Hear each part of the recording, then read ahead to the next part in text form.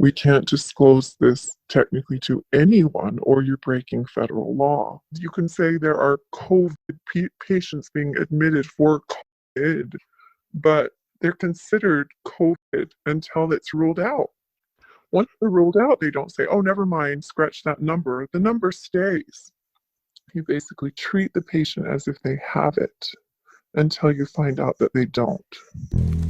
Hello YouTube family, it is me, Miss Dana Ashley. Another YouTube channel called Defending Utah Radio uploaded an incredible video today. They had been approached by an ICU nurse who decided that she was ready to commit civil disobedience to come out and report what she has been seeing firsthand in her ICU. In her message, you will hear answers to questions such as, why are families and friends of emergency room workers suddenly completely quiet and not speaking out at all about what they are seeing in the hospitals? Questions like, how are exactly these deaths being classified inside the hospital, as well as what are some of the other ramifications of this shutdown that no other media is talking about. This video has been edited for the purpose of brevity, but you can go to the channel that originally posted it in the link in the description.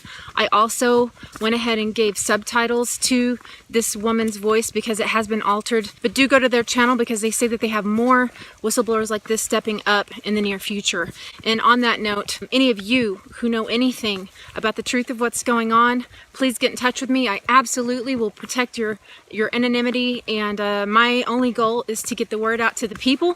Furthermore, any of you who want to keep connected to me, please do see the link to my website in the description. Get me your email so that we can stay connected in case I do get taken down from YouTube, because as you know, that's what's going on now. All right, God bless you guys. I love you, and talk to you soon. Brave medical whistleblowers have decided to come forward so that the public can know the truth. Yeah, I have worked in the medical field for over 30 years, all in Utah, mostly intensive care and in all areas of intensive care. Every time I'm there, basically every day something is changing. Some new policy, some new... Is that a mandate, or is that coming from... mandates from the company that we as nurses need to follow. Yeah. And many of them don't make any medical sense. Every time I'm there, I find out something new, and it just blows my mind that such rational, educated people are acting in such an irrational way, and harm is being done. Care of patients, real quality care, nursing care and medical care of patients who have nothing to do with this COVID, who are there for, is being compromised. 100%. Wow. We all know it. All of the nurses, all the doctors know it. But our hands are tied. You speak reason and you try and reason, and basically what it is do what you're told. Act, react. Don't stop and think about this logically, just do. It is not based on sound medical logic. It's not. It's all what if. What if this is Ebola, multiplied by 100? Right. What if this is worse than any, and it's not. It honestly is not.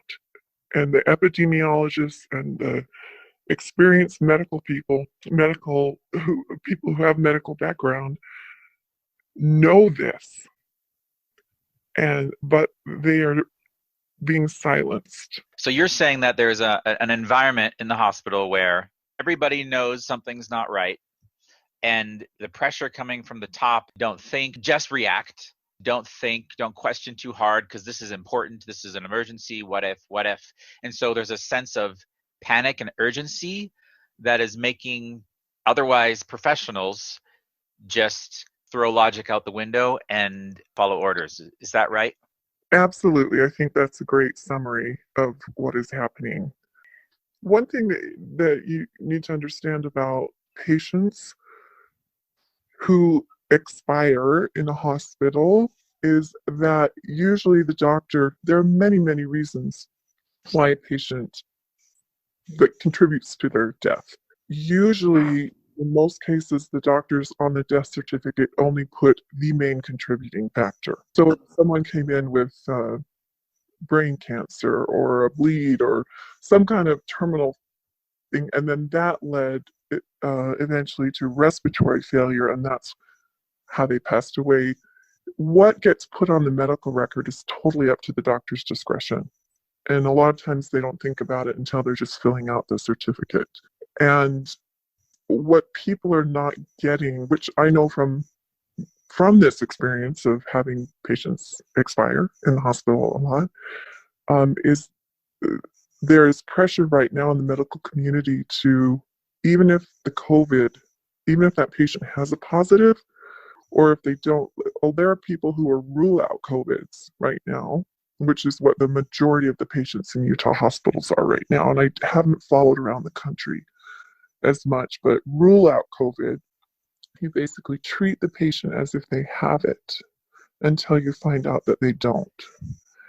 And that is where the insanity is taking place, where a doctor who is overworked and trying to deal with multiple things at the time, you bring the death certificate of a person and say, hey, what do you want to put down as cause of death? And they have guidelines that they need to follow in that as well.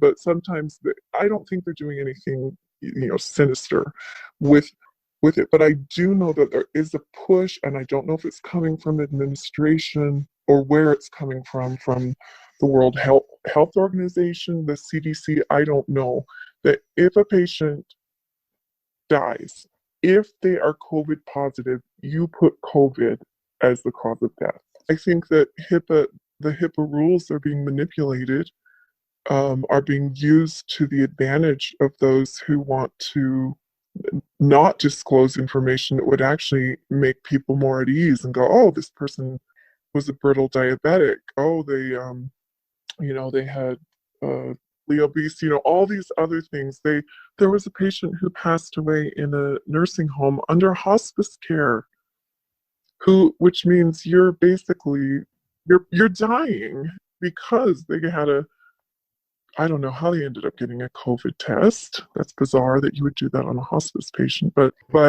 that they would get a COVID test positive. That person didn't die of their terminal disease. They died of COVID. This is what is happening. This is what is happening.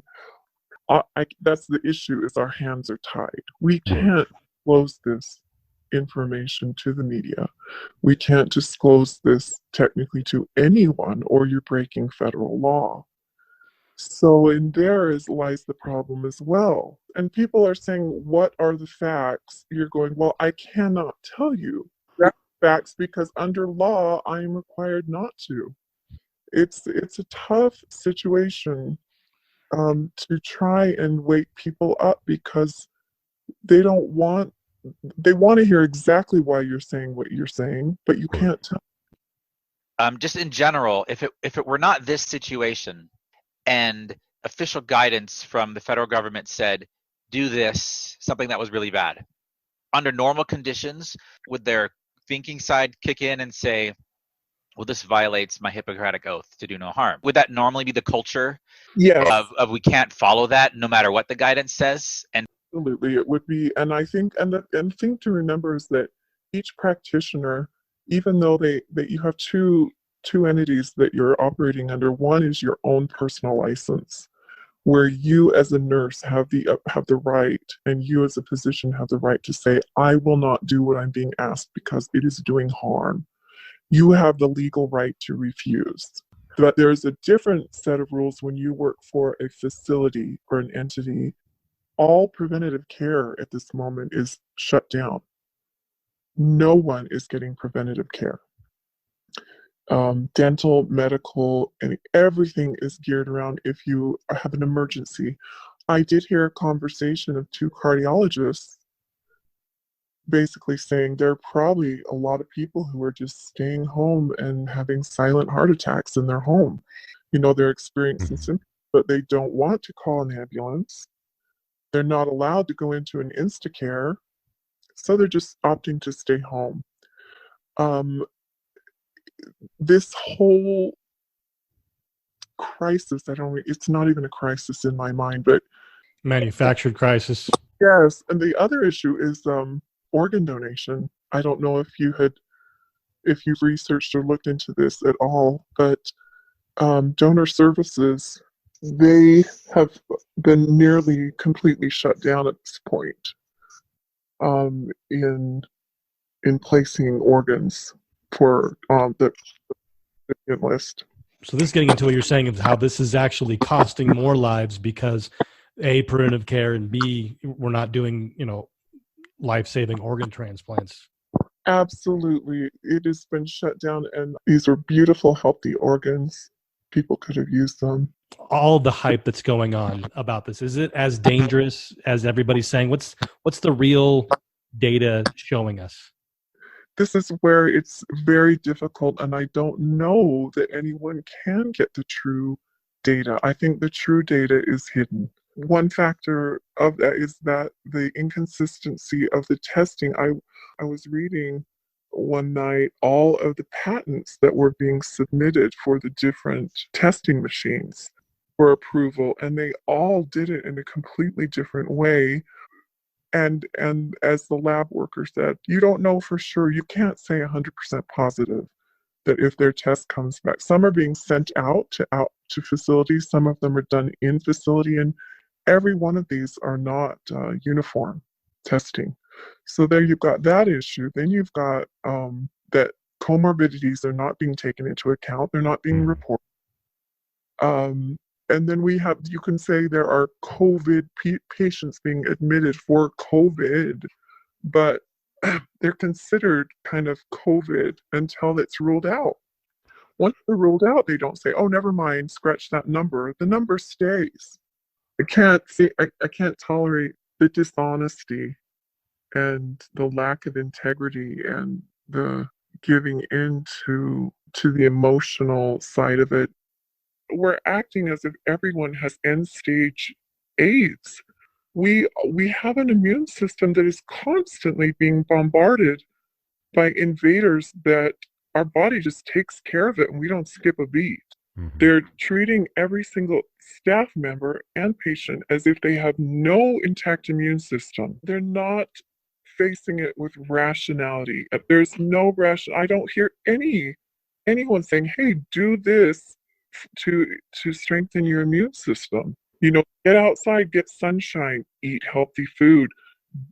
Any of your unhealthy habits that stress. Here's the thing: stress is one of the top producing. When you produce cortisol in your body and you get this stress response, your immune system is weakened.